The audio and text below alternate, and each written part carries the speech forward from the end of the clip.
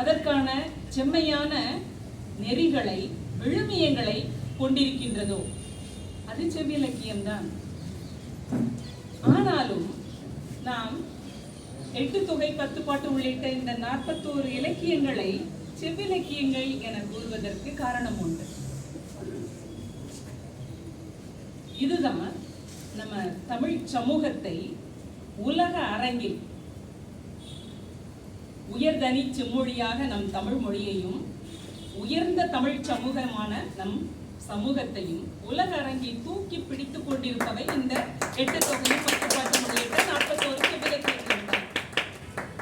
எதனால் இவை இத்தகைய ஒரு சிறப்பை பெற்றுள்ளன?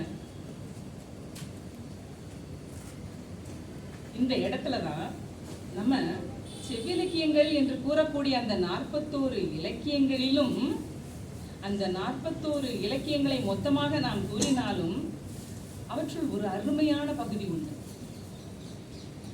அந்த இடத்தில் நாம் தெளிவு பெற்றால் செவ்விலக்கியங்களை ஏன் வாசிக்க வேண்டும் என்பதற்கு மீண்டும் ஒரு அருமையான விடை கிடைக்கும். என்ன அது? செவ்விலக்கியங்கள் அப்படிங்கும் போது